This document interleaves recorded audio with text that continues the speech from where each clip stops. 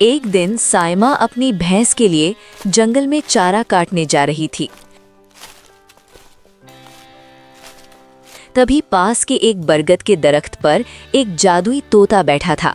वाह, ये औरत कितनी मेहनती है। मैं कई सालों से देख रहा हूँ। ये हर सुबह जंगल आती है और अपनी भैंस के लिए ताज़ा चारा काट कर ले जाती है। लेकिन एक भैंस कितना ही दूध दे, इससे तो बस इनके घर की खीर ही बनती होगी। फिर ये बेचते क्या होंगे? मैं एक जादुई तोता हूँ, क्यों ना मैं गाय बनकर इनके घर चला जाऊँ। मेरी दूध को बेचकर ये अपनी जिंदगी आराम से गुजार सकेंगे। हाँ, ये ठीक रहेगा। ये औरत बहुत दयालु और नेक दिल भी लगती है। इतना कहकर तोता दरख्त से उतरा और एक सुनहरी चमक के साथ एक खूबसूरत गाय में बदल गया। गाय साइमा के पास गई और बोली, ऐ दयालु औरत, इस जंगल में मेरा कोई नहीं है, मैं अकेली हूँ।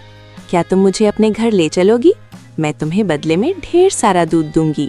साइमा ने हैरत से कहा, ये क्या? मैं कोई ख्वाब तो नहीं देख रही। ये गाय तो बोल रही है। पहले तुम बताओ, तुम बोल कैसे रही हो? मैंने तो आज तक कोई गाय इंसानी आवाज में बोलते नहीं देखी। दरअसल मैं एक जादुई गाय हूँ, इसलिए मैं इंसानों की तरह बोल सकती हूँ और उनकी बातें समझ सकती हूँ। मैं कह रही थी, मुझे अपने घर ले चलो। तुम मुझे सुबह शाम हरा भरा चारा देना और मैं तुम्हें ढेर सारा दूध दूंगी।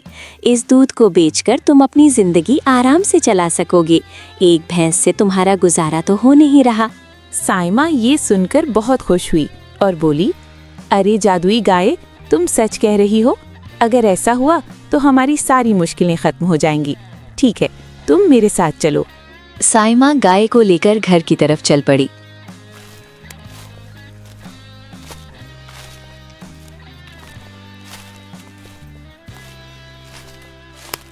थोड़ी देर बाद साइमा गाय के साथ घर पहुंची तो उसके शौहर अहमद ने हैरत से पूछा, अरे साइमा, तुम तो भैंस के लिए चारा काटने गई थी, फिर ये गाय कहाँ से ले आई तुम? अहमद, मैंने इसे कहीं से पकड़ा नहीं, ये मुझे जंगल में मिली। इसे बस थोड़ा सा चारा देना है और ये बदले में ढेर सारा दूध देगी।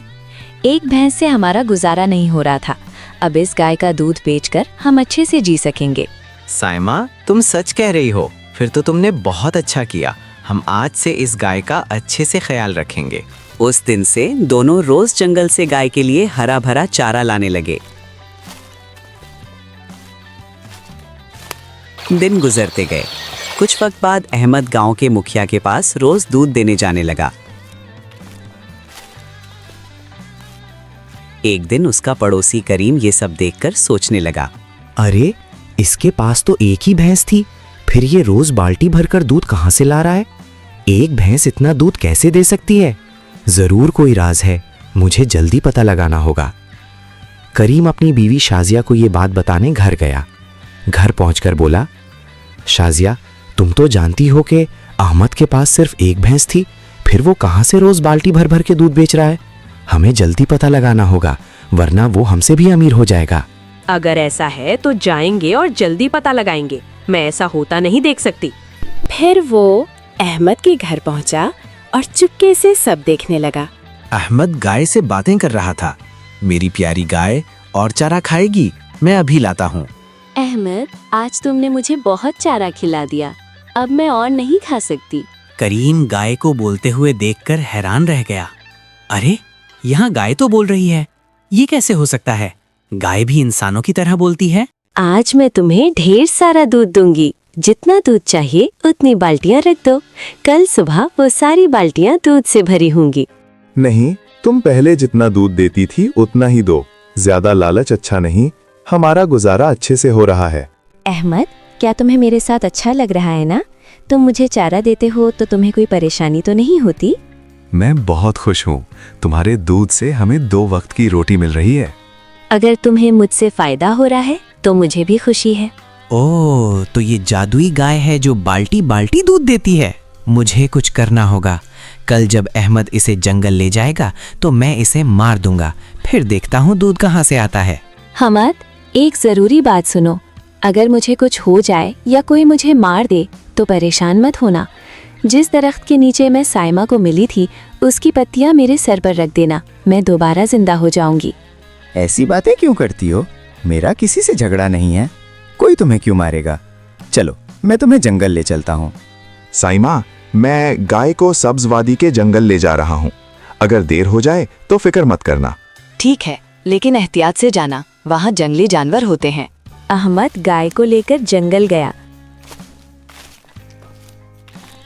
वहाँ गायत्री हरा भरा चारा खाने लगी। तभी अहमद ने सोचा, आज बहुत गर्मी है, एक काम करता हूँ, मैं उस पेड़ के नीचे थोड़ा आराम कर लेता हूँ। वो पेड़ के नीचे जमीन पर बैठ गया। इधर करीम झाड़ियों में छिपा था। उसने सोचा, इस गाय को मारना ही पड़ेगा, ये मेरे रास्ते का कांटा है। तभी गायत्री जोर जोर से चिल्लाने लगी। अरे गायत्री को क्या हुआ? मुझे देखना चाहिए। वह गाय के पास पहुंचा और देखकर स्तब्ध रह गया। गायत्री मर चुकी थी। अहमद बहुत दुखी हुआ और उसकी आंखों से आंसू बहने लगे। हे भगवान, ये कैसे हो गया? मेरी गायत्री कैसे मर गई? अब मैं साइमा को क्या जवाब दूंगा? अहमद उदास होकर घर लौटा। तभी साइमा ने पूछा, अहमद, क्या हुआ? तुम इतने दुखी क्यों हो? और गायत्री कहाँ है?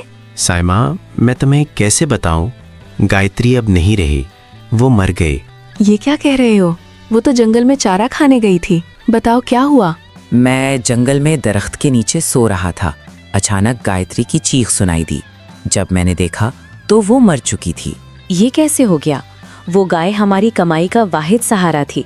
अब हम क्या करेंगे? साइमा, फिक्र मत करो, मुझे गायत्री का राज मालूम है। मैं जंगल से पत्तियां लाता हूँ। ठीक है, लेकिन एहतियात से जाना। अहमद जंगल गया और इस दरख्त की पत्तियां तोड़कर गाय के पास पहुंचा। उसने पत्तियां गाय के सर पर रखीं। तभी एक तेज रोशनी के साथ गायत्री जिंदा हो गई।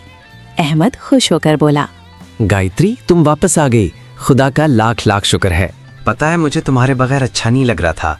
साइमा और मैं रो रो कर बुरा हाल हो गया था। अहमद, अब मैं ठीक हूँ, चलो घर चलते हैं। साइमा मुझे देखकर खुश होगी। अहमद गाय को लेकर घर गया और साइमा को सब कुछ बताया। साइमा खुश होकर बोली, गायत्री, तुम्हें पता है, तुम्हारे बगैर हम बहुत परेशान हो गए थे। साइमा, अब फिक्र मत करो, मैं फिर से वापस आ गई हूँ ना। अब मुझे प्यार से सूरभी कहकर बुलाना। अहमद, घर में खाने को कुछ नहीं है, अब क्या करें? अहमद, बाल्टी लाओ, मैं तुम्हें बहुत सारा दूध दूंगी। सूरभी, पहले जितना दूध देती थी उतना ही दो, वो हमारे लिए काफी है। अहमद बाल्टी ले आया। एक जादुई रोशनी के साथ बाल्टी दूध से भर गई। साइमा बोली, वाह सुरभि, तुम्हारा दूध तो बहुत गाढ़ा है, लेकिन अभी हमारे पास चारा नहीं है। कोई बात नहीं, हमारे पास अमरूद का पेड़ है, उसकी पत्तियां लाओ, वही खा लूंगी। तभी करीम पीछे से आया और ये सब देखकर हैरान हो गया। मैंने तो इस गाय को मार दिया था, फिर ये कैसे जीवित हो गई? मुझे फिर से कुछ करना होगा। साइमा, मैं मुखिया के पास दूध देने जा रहा हूँ। अगर देर हो जाए तो चिंता मत करना। ठीक है, लेकिन थोड़ा जल्दी लौटना। अहमद जंगल के रास्ते मुखिया के घर गया। रास्ते में उसने एक बूढ़ी औरत को कुटिया के सामने रोते देखा। अरे अम्मा, आप रास्ते में बैठकर क्यों रो रही हैं? बेटा, मुझे 2 दिन से भूख लगी है, कुछ खाने को मिल जाए तो अच्छा होता। खाने के लिए कुछ तो नहीं है, लेकिन मेरे पास दूध है, आप इसे पी लो। बेटा, तुमने मेरी जान बचा ली। मेरे बेटे बहू मुझे छोड़कर चले गए। अहमद ने दूध का कुछ हिस्सा बूढ़ी माँ को दिया और बाकी लेकर मुखिया के पास गया। अहमद, तुम कई दिन के बाद आए, कोई दिक्कत परेशानी थी क्या? हाँ मुखिया जी, मेरी गाय बीमार थी, लेकिन अब सब ठीक हो गया है। वो दूध देकर घर वापस आ गया। कुछ दिन गुजर गए। अहमद अब गरीबों की मदद करने लगा। करीम को ये देखकर बहुत जलन होने लगी। ये अहमद तो दूध बेचकर अमीर बनते जा रहा है, मुझे उसकी गाय को फिर से मारनी होगी। गांव में सुरभि के जादुई होने की बात फैल गई। मुखिया को भी पता चला। वो अहमद के घर गया और बोला, अहमद, मैंने सुना है तुम्हारी गाय बहुत खास है, क्या मैं उसे एक बार देख सकता हूँ? जी मुखिया जी, क्यों नहीं, आइए दिखा देता हूँ। उसने एक बाल्टी रखी और बोला, सूरभी, मुखिया जी को अपनी ताकत दिखाओ। एक सुनहरी रोशनी के साथ बाल्टी दूध से भर गई। मुखिया लालच में आ गया और बोला, अहमद, ये गाय मुझे दे दो, मैं तुम्हें बहुत सारा पैसा दूंगा। नहीं मुखिया जी, ये गाय मैं नहीं बेच सकता। मुखिया ने गाय को छूने की कोशिश की, लेकिन उसके हाथ जलने लगे। अहमद, ये मुखिया गरीबों को लूटता है। आज मैं इसे सबक सिखाऊंगी। मुझे माफ कर दो, मैं ये गाय नहीं लूंगा। मुखिया जी, आपने गरीबों की जमीन छीनी है, उन्हें वापस कर दीजिए और माफी मांगिए। मुखिया को अपनी गलती का एहसास हुआ। उसने सबकी जमीन लौटाई और गरीबों की मदद शुरू की। अहमद, अब मेरा काम यहाँ पूरा हुआ। तुम अब खुशहाल हो। मैं किसी और गरीब की मदद करने जाऊंगी। सुरभि, तुमने हमारी जिंदगी बदल दी। ये एहसान जिंदगी भर नहीं भूलेंगे। सुरभि चली गई। बच्चों, इस कहानी से हमें ये सीख मिलती है कि हमें कभी भी लालच नहीं करना चाहिए और दूसरों के साथ बुरा व्यवहार नहीं करना चाहिए। जो लोग दूसरों की मदद करते हैं और नेक दिल होते हैं, भगवान हमेशा उनकी मदद करता है। लेकिन जो लोग जलन और बुराई करते हैं, उन्हें आखिर में अपनी गलती का एहसास हो जाता है। इसलिए हमें हमेशा सच्चाई, ईमानदारी और अच्छाई के रास्ते पर चलना चाहिए।